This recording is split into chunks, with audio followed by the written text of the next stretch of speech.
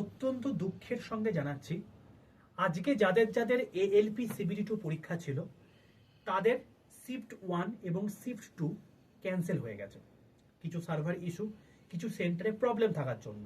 এবং অনেকে আমাকে মেসেজ করেছো এই স্ক্রিনশটটা দিয়ে, এই ছবিটা দিয়ে, দেখো RRB ALP exam 19 March 2025 we are rescheduling both shift of today, proper announcement made that the examination will be rescheduled and everyone will be informed accordingly।